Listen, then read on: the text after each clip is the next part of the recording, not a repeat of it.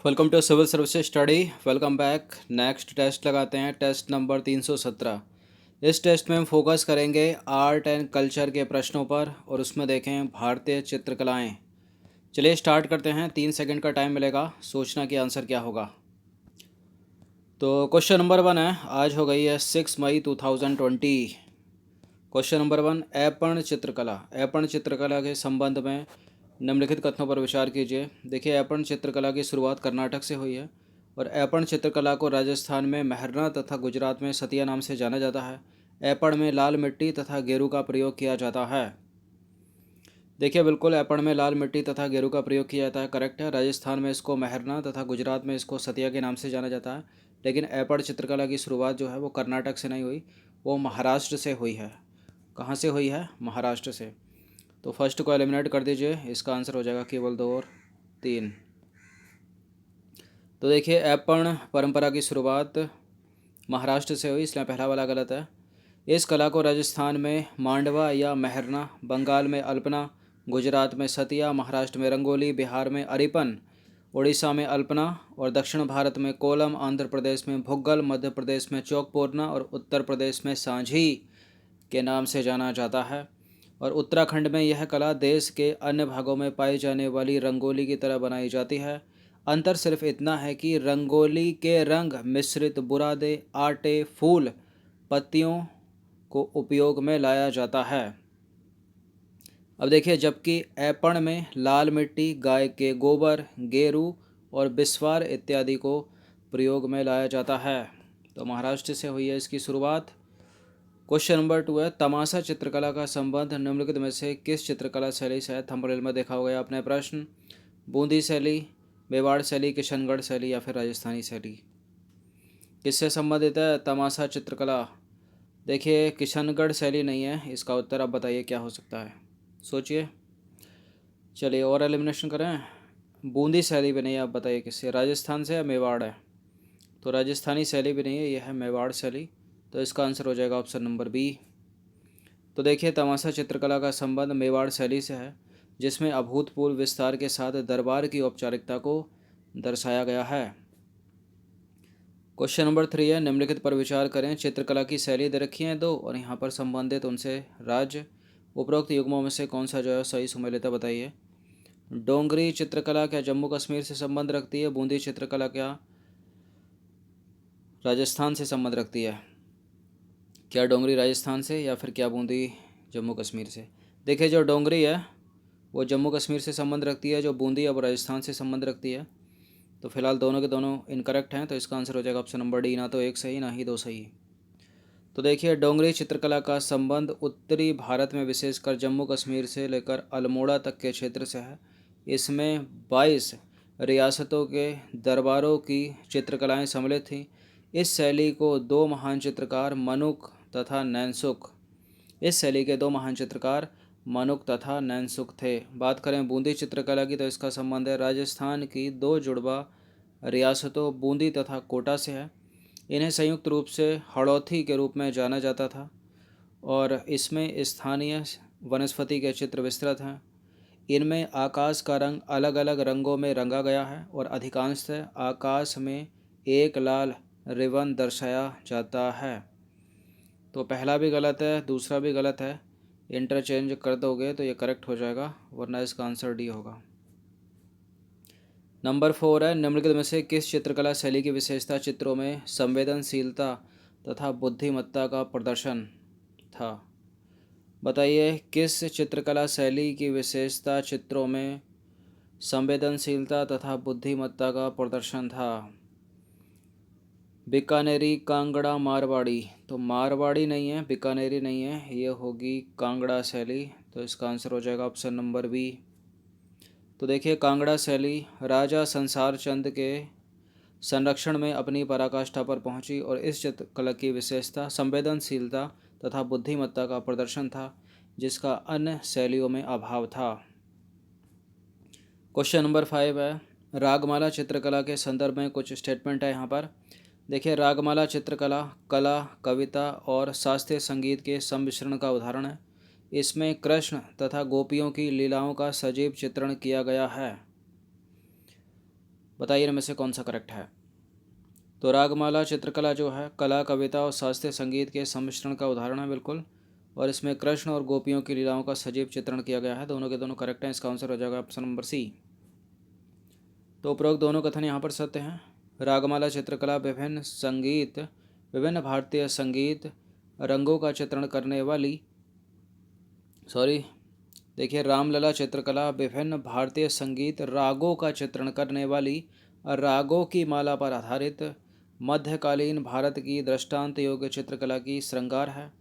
यह मध्यकालीन भारत में कला, कविता तथा शास्त्रीय संगीत के सम्मिश्रण के उदाहरण के रूप में प्रकट होती है। इसमें कृष्ण तथा गोपियों की लीलाओं में श्रृंगार रस का चित्रण अत्यंत सजीव रूप से हुआ है। तो कला, कविता और शास्त्रीय संगीत के सम्मिश्रण का उदाहरण है रागमाला चित्रकला, और कृष्ण गोपियों की लीलाओं का जो है इसमें सजीव चित्रण हुआ है। तो करेक्ट हो गए दोनों के दोनों। क्वेश्चन नंबर 6 है, निम्नलिखित युग्मों पर विचार करें। एक तरफ है चित्रकला, दूसरी तरफ है उनकी विशेषताएं। तंजौर चित्रकला के सामने लिखा है इसमें चटकीले रंगों का प्रयोग किया गया है। मैसूर चित्रकला के सामने लिखा है इसमें हल्के रंगों का प्रयोग किया गया। मुगल चित्रकला के सामने लिखा है इसमें ईरानी लघु चित्रकला शैली पर आधारित है, मुगल पेंटिंग। तो सबसे ज़्यादा पेंटिंग किस शासक के शासनकाल में अपनी पराकाष्ठा पड़ती? बताइए। अकबर, बाबर, जहांगीर, औरंगजेब या फिर हुमायूं? तो इसका आंसर है जहांगीर। अगर स्थापत्य की बात करें तो सभी को पता होगा, वो है शाहजहां। फिलहाल यहाँ पर देखिए, तंजौर चित्रकला चटकीले रंगों का प्रयोग है, उसमें उसकी विशेषता है। मैसूर चित्रकला हल्के रंगों का प्रयोग है उसमें। मुगल चित्रकला जो है ईरानी लघु चित्रकला शैली पर आधारित है। तीनों के तीनों एकदम पहले से ही सुमेलित हैं, तो इसका आंसर हो जाएगा ऑप्शन नंबर डी। तो देखिए, तंजौर चित्रकला विशिष्ट प्रकार की अलंकारिक चित्रकलाओं के लिए प्रसिद्ध है, और ये उत्कृष्ट रंग पैटर्न तथा स्वर्ण पत्रों का उदारतापूर्वक प्रयोग करने के कारण अद्वितीय है। यह चित्रकला सरफोजी महाराज के संरक्षण में अपने चरम पर पहुंची, इसलिए पहला सुमेलित है। मैसूर चित्रकारी की तकनीक जो है उत्तर भारतीय शैलियों से भिन्न है, और इनमें जेसो पोस्ट का प्रयोग किया जाता था, जो जिंक ऑक्साइड और अरेबिक गम का मिश्रण है। जेसो पोस्ट जो जिंक ऑक्साइड और अरेबिक गम का मिश्रण है, इससे पृष्ठभूमि को प्रतिसंतुलित करने हेतु कम चमक वाले हल्के रंगों का प्रयोग किया जाता है। तो मैसूर चित्रकारी हल्के रंगों का प्रयोग, और मुग़ल चित्रकारी जो है वो ईरानी चित्रकारी शैली पर आधारित है, इसलिए यहाँ तीनों के तीनों करेक्ट हैं। यहाँ पर ये स्टेटमेंट, इसका आंसर हो जाएगा डी 1 2 3। क्वेश्चन नंबर 7 है, निम्नलिखित में से किस भारतीय चित्रकार का संबंध चित्रकला की क्यूबिस्ट शैली से है? किसका? राजा रवि वर्मा, रविंद्रनाथ टैगोर, M.F. हुसैन या फिर S.H. राजा? देखिए, S.H. राजा नहीं है इसका उत्तर, राजा रवि वर्मा भी नहीं है। अब बताइए, रविंद्रनाथ टैगोर है या फिर M.F. हुसैन है?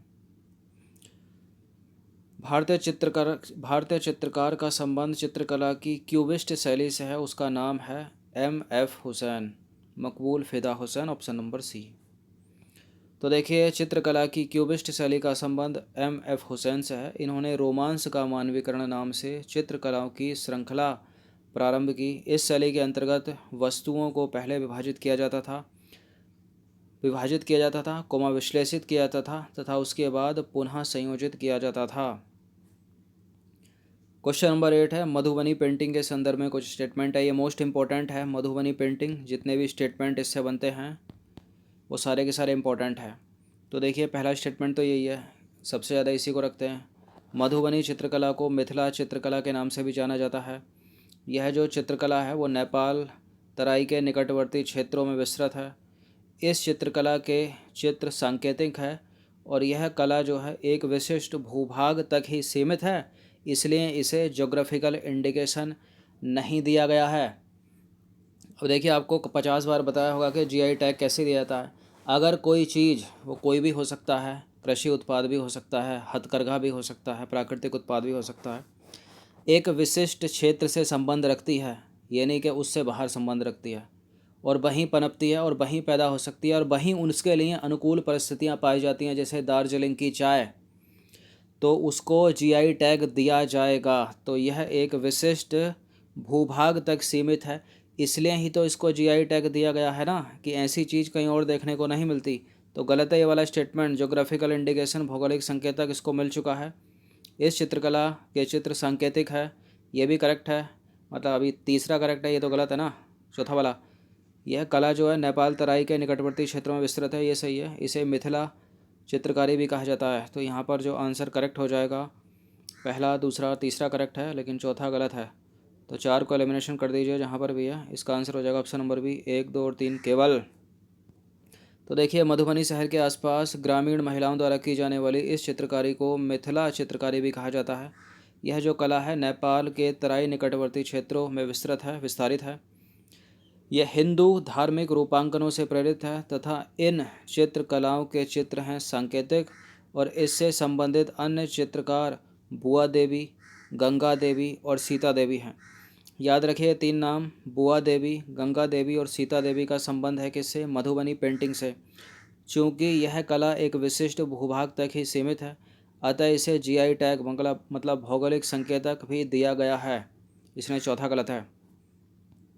क्वेश्चन नंबर 9 है, लेडी इन द मूनलाइट तथा मदर इंडिया निम्नलिखित में से किस भारतीय चित्रकार से संबंधित हैं?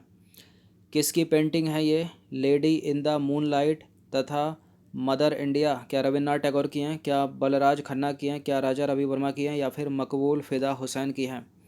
देखिए, टैगोर जी की तो है नहीं है, बलराज खन्ना की भी नहीं है। अब बताइए, राजा रवि वर्मा की है या फिर मकबूल फ़िदा हुसैन मतलब एम.एफ. हुसैन की है?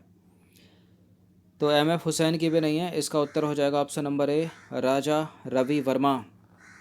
तो देखिए, लेडी इन द मूनलाइट तथा मदर इंडिया राजा रवि वर्मा की प्रसिद्ध कृतियों में से एक है। ये मोस्ट इम्पोर्टेंट है। क्वेश्चन नंबर 10 है, सीरी कलम तथा नादिर अल असर की उपाधियाँ निम्नलिखित में से किन से संबंधित हैं? किन से संबंधित हैं सीरी कलम तथा नादिर अल असर की उपाधियाँ?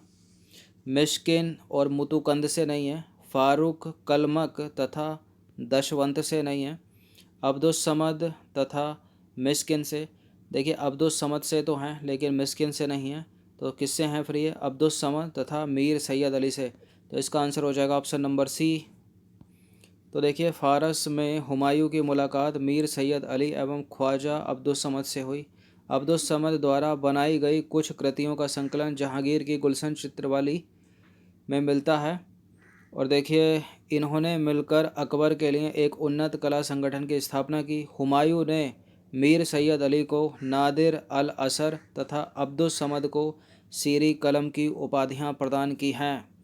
तो ये जो उपाधियां हैं ना, सीरी कलम अब्दुस समद के लिए और नादिर अल असर मीर सैयद अली के लिए। तो इसका आंसर हो जाएगा ऑप्शन नंबर सी। तो 10 प्रश्न थे इंपॉर्टेंट ये आर्ट एंड कल्चर के, अच्छे से इनका रिवीजन कर लीजिएगा। धन्यवाद। ये इसका पार्ट 1 था और कम से कम 3 से 4 पार्ट में इस तरह के और प्रश्नों को लाया जाएगा, उनका भी अच्छे से रिवीजन करिएगा। धन्यवाद।